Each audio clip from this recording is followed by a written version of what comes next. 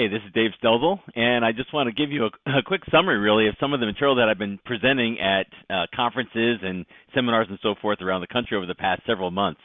So this is an interesting time in the reseller industry, and so I really want you to just, if you could just set aside your stuff, your phone and your email, just for a couple of minutes here. I want to give you just a quick recap of what's going on out there and what you need to do if you want to stay in business. So here's the thing. I know just about every reseller out there today is trying to figure out, how do we make more money? How do we get higher margins? How do we stop competing on price? How do we stop the shrinkage of margin on product? And how do we build something that has annuity to it? So some kind of managed service program. And a lot of people are starting to look to security. Now, security is not the only way, but it's important to note that there are a number of analysts that have come along in the past several months. We're talking about IDC, and then people that work with CompTIA and other organizations out there, Gartner, groups that are focused on what the trends are in the technology industry. Now, if you've been in the reseller industry for any length of time, you probably know the name Jeffrey Moore, and he wrote a book called Inside the Tornado back in 1995. And in that book, he explained the cycles of the technology business. And it's like every 5 to 8 years, there's major changes. Now, if you look at the managed service industry, managed services really took off in about 2003. So here we are over a decade later, and companies are still trying to figure out how to maximize the value of managed service.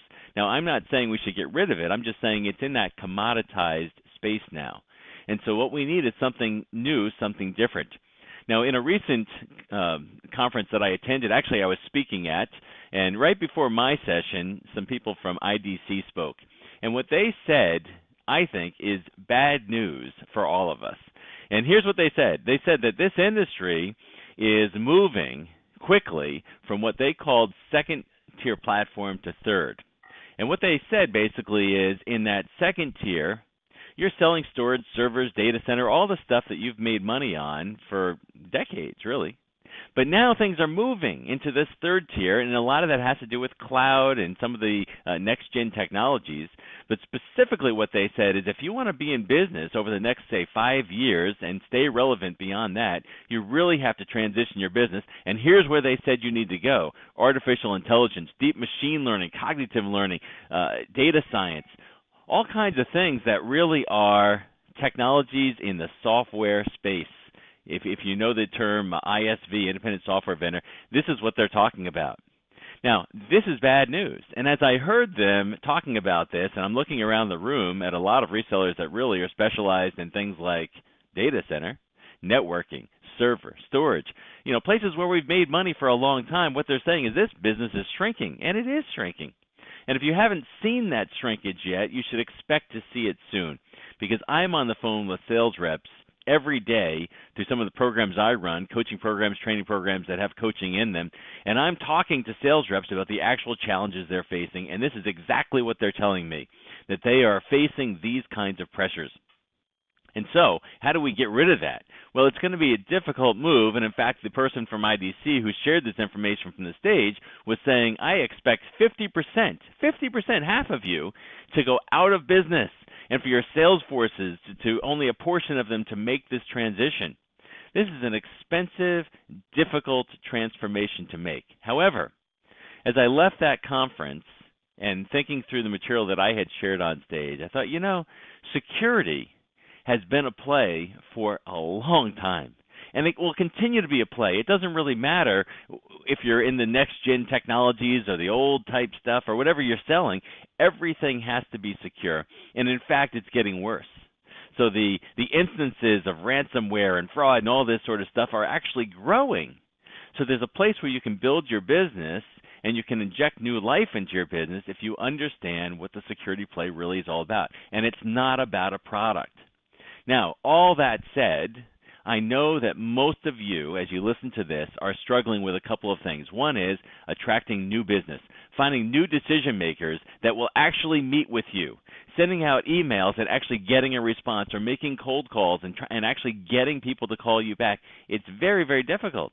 But there are some strategies out there that you can use that will turn all this around. And it will turn around quickly. And I know that because I've been doing this for over a decade, working with resellers to transform their business and inject new life into it using security and managed security. Okay, so what I want to do now is just in a short clip here is give you a summary of what I shared at these recent conferences to help you inject new life and create that transformation process in your own company. And by the way, it doesn't matter if you're a really small reseller with 5 to 10 or 20 different people in it, or if you're a nationwide play. It doesn't matter. These principles apply to both, just slightly different depending on the market that you're working in. But the core principles work, and I know that because I'm working with some very large global and national integrators all around the world, and I'm also working with some very tiny companies as small as, say, 3 people that are using the same process and are winning with it. So let me just run through a few things. And in the next 10, 20 minutes, I want to give you the formula that I presented from stage to show you how to create that transition in your own business. I started out by giving some examples. If you remember the face of Randy Sklar I put up there, or Tom Hagen, these are people who took these principles and went from setting up 2 or 3, 4 meetings in a month to 34 meetings in 1 month. Randy Sklar, right? I went through that. And, of course, I shared with you that it was actually through a lunch and learn, but the point was that we created a message and a campaign that allowed us to reach and convert 10% of a list of 300 people and actually get them into a room. It could have been one-on-one. It could have been a webinar. It could have been anything, but we chose to do it in a lunch and learn because we knew that we could create a conversion with those people. And sure enough, we converted over 90%. We converted all but one of those 34 attendees into a security assessment. Tom Hagen shared with you that he hit 400% of his quota in just 6 months after going through this training material that I'm about to show you right now. Okay, so how do we create those transformations? Now, in Randy's case, I kind of took you through the whole story, and I asked you to take a moment and picture a lunch and learn environment. And again, it doesn't have to be a lunch and learn, but one-to-many selling is tremendous efficiency, right? You talk about efficiency. You can convert 34 people in one meeting and get all those meetings in 1 month versus 5 or 6 or 7 meetings in a month and actually traveling to those people. It's pretty quick. It's a great way to do it. And so I started out with that group by showing them the impact likelihood graph. So if you remember the impact likelihood graph from the session, there's impact associated with things like downtime and loss of data and data theft, hackers, ransomware, all these sorts of things. But you and I know that when we walk into a company and we start talking about all the different hacks out there, Yahoo lost this, and Ashley Madison lost that, and whoever it is, the NSA got hacked. We know that they're not going to pull their wallet out, checkbook or whatever, and start writing checks to us to secure their stuff. In fact, especially if they're in the small business, they're sitting around going, well, we're fine. We're not a target. Nobody knows who we are. And in the larger companies, the IT people are saying, we've got it covered. So either way, nobody's pulling their checkbook out because somebody new got hacked. It just doesn't work that way. And so we need a way to teach these people, to show these people that there's something going on that is something they haven't necessarily thought about, or something that IT is not addressing correctly, or their current service provider. We need a conversion strategy. And so what I did is I showed them all this impact is what your competition is doing. And when I was in front of that lunch and learn people, I showed them that this impact matters, but only what? Only if there's a likelihood, the y-axis. And so when I'm speaking to the reseller, I'm showing you how to create that likelihood, how to show them. When I'm speaking to the business owners in the lunch and learn, or the CIOs, or whoever it is, I'm showing them that without this measurement of likelihood, you have no justification, no way to know how to direct your funding and how to manage your budgets. And so when you go up to get more budget from senior management, or if you are the CIO and you've got a limited budget, you don't know where to spend it without an impact likelihood graph. The problem is most of the audiences that I speak to that are like in the SMB space have never done an assessment. And maybe they did one, a long time ago. When I look at larger companies, they're doing assessments more frequently, but none of them seem to have an impact likelihood measurement in their assessment. When I look at enterprise level assessments, and I see hundreds of them, I really do. They come in through my Security Mastery sales program. Salespeople show me their assessments, and I help them understand why their conversions are low.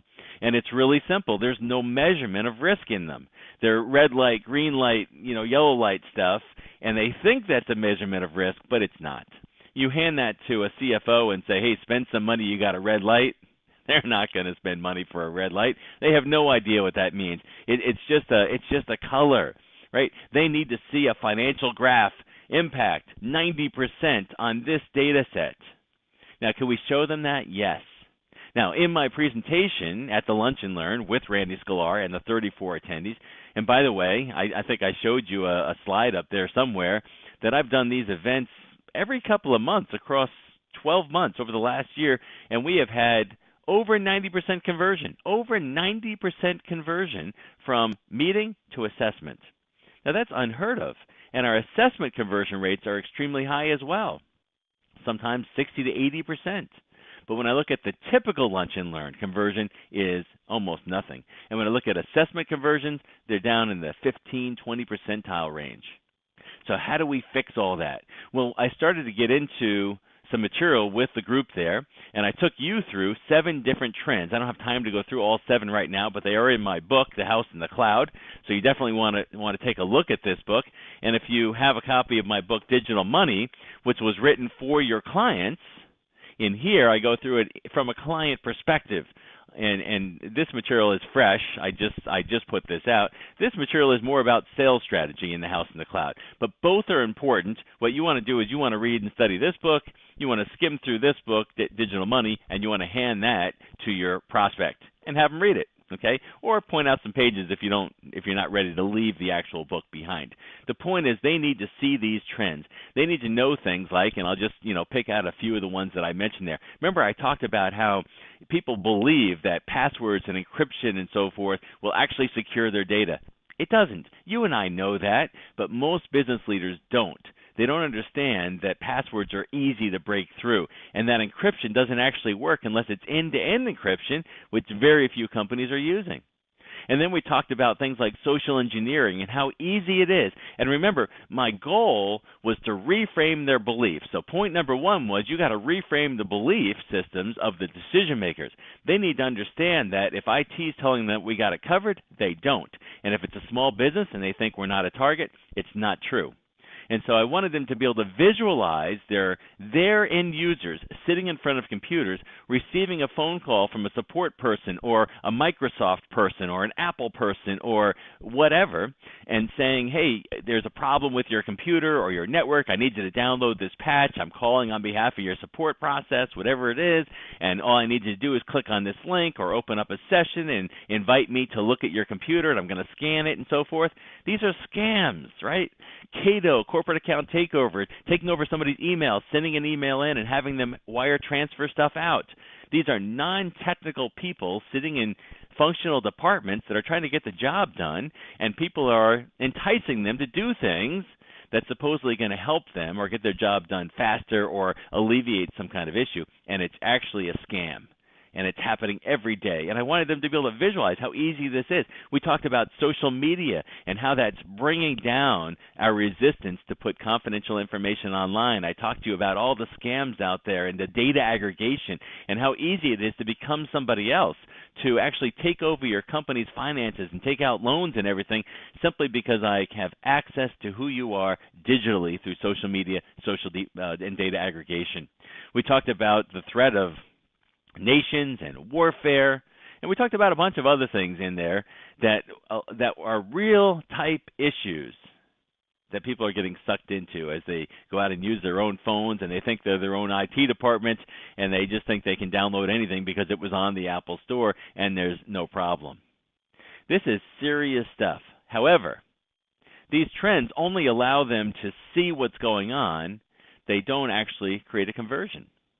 So we have to take it a step further. So in the second portion of my talk, in that Lunch and Learn, and what I showed you in my presentation, was that I launched into what I call the House in the Cloud presentation. You'll see that as the title of this book on selling security. By the way, one of the only books out there on how to sell security solutions right here, okay? And in there, what I explain is that you need to show somebody that the way they have approached security is totally wrong.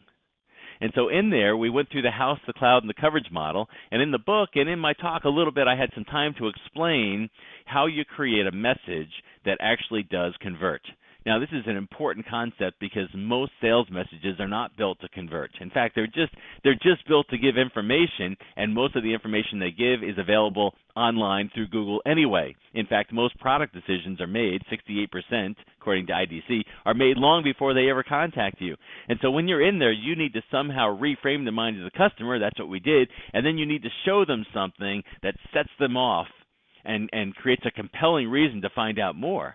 In that house and cloud message, what I did is I showed them how security works by putting up all the different things that secure a home, and then I told them what?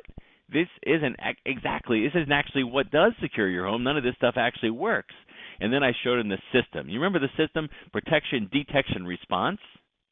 And most people are focused on protection. In fact, when I take a poll in a end user conference or even a CISO conference that I spoke at last year in Florida, I had 300 CISOs, and they split 30%, 33% across the different three areas. In other words, they didn't agree with themselves.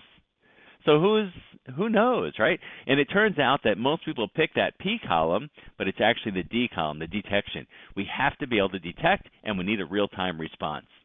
And when I showed them this, using the analogy of the house, the cloud, and the coverage model, they were able to see we are not doing the right thing. And what that does is it alerts them to realize, as I showed them and encouraged them to think about all the things that could be happening inside because they actually have no visibility. Even large companies have very little real intelligence into what's actually happening inside the network systems.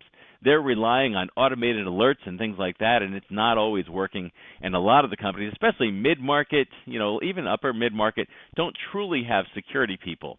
Now, if you're talking to a company like Visa or American Express, they've got security people, and they probably have some very good security technology in place. It doesn't mean they don't need help, but it does mean that they've got people that at least understand. But once you move down, even into healthcare, there is very little understanding of real security and what the real threats are, and there's very little intelligence. So going back to impact likelihood, if I'm going to understand what the impacts are, where my data is, what data is at risk, and what the likelihood is for each one of those different applications or data sets, I need intelligence. I need insight. And when I showed them the house in the cloud, it became evident to them that they were flying blind. Now, at the end, I need to create the conversion. And so at the end, I showed them what true security looks like. That's what that coverage model is all about. And I encouraged them to move into an assessment. And I made an analogy. It's kind of like a blood test, right? When you go to the doctor and you have a basic blood test, it's fairly easy and inexpensive to do. And what that doctor is looking for are symptoms in your body of things that look like anomalies. They're not normal, right? Different counts of different types of blood cells and so forth. And when they come across this stuff, they either say this is a major issue or this is symptomatic of a major issue and needs further testing. What it does is it leads to more business. So what creates a conversion from your assessment to more business? It's a measurement of impact and likelihood. Think back to the doctor for a moment. Your friends might tell you all day long that you're going to get cancer if you eat fast food all the time, but chances of you changing your lifestyle just for that are really small. But you go into the doctor and they take some blood out and they look at it and they tell you you've got a 90% chance that you have cancer, or you have a 90% chance of becoming diabetic in the next 12 months, or something equally as disastrous as any one of those things. And suddenly you start thinking hard about it. Now, that emotional response may not last forever, but as long as the doctor is right there in front of you creating that accountability, you're prepared to do something about it. And in most cases, you'll enter some sort of initial treatment program, which is what we need at this point. We need our prospect to enter into some kind of initial analysis and treatment plan. And once we get it going and we're in front of them, creating that accountability and awareness along the line, it creates a long-term business opportunity.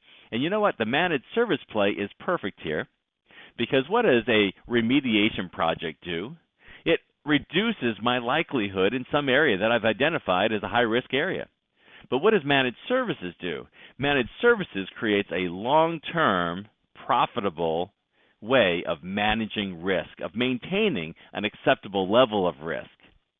So where do you begin the transformation? Well, the first thing you need to recognize is our business does change every 5 to 8 years. And if you've been in this business any length of time, you've probably seen some of those waves. The Novell, remember Novell? Big deal, right? A lot of big resellers selling Novell, nationwide plays, now out of business. And then you probably remember the big boom just in route switch when switches were invented, if you were around for that, right? And again, big wave of technology, layer 3 switching and all that sort of thing. Remember that? And then remember the Unix craze, if you were part of that. I was involved in that from 1995 to 2000, selling a Sun Microsystem. Remember when they were a big play, and HP Unix and the high availability computing and all that. But all around 2000, that stuff just commoditized. And then we got into voice over IP. Remember that? Remember when it didn't really work very well, and it required all kinds of consulting and design work and support work and so forth, and even managed voice over IP installations and so forth. And then by around 2003, Enable came out with one of the first platforms to allow smaller, SMB-focused resellers to create managed service businesses. And so we started building that, and we had level platforms like Kaseya and Silverback and all these different companies coming out with different technologies, and that was a growing business. But what's happened? Things are commoditizing. Things are moving to the cloud. Big companies are coming down to smaller companies. People like Salesforce.com early on realized if we could create a cloud application that would scale all the way down to one person, and that's what Salesforce did early on, that we could create a huge market, because there's a lot of companies out there that are little if we can just create an easy way to manage them. And, of course, Managed Services has done that. So what do?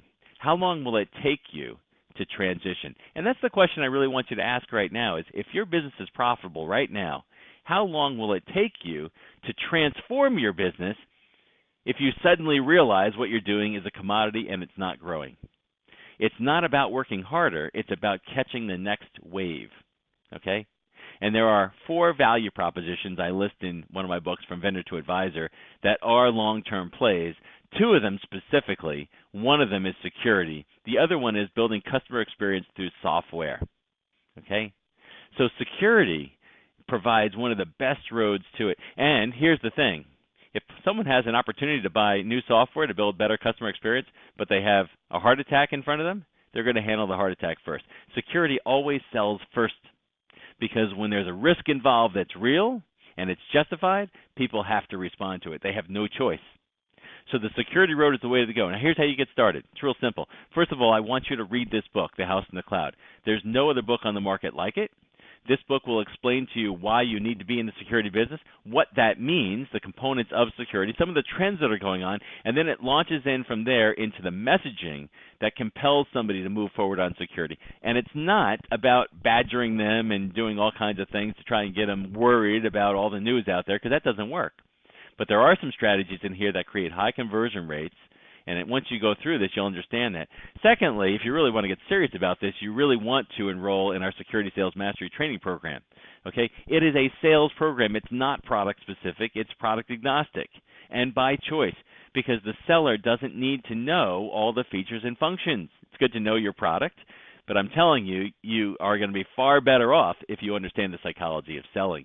So in that 6-module, self-paced, recorded online program, meaning you don't have to go to a class, you don't have to travel, you're going to get all you need, and we're also going to include bonus coaching calls, 1 per month over a 3-month period, so that as you're hitting different kinds of challenges in the sales process, you have material that you can, strategies and so forth, that you can hit those challenges with and win the business. And we show you exactly how to do it. And we go through that in those coaching calls. So those are the places that you really want to begin. And then you want to perfect that message.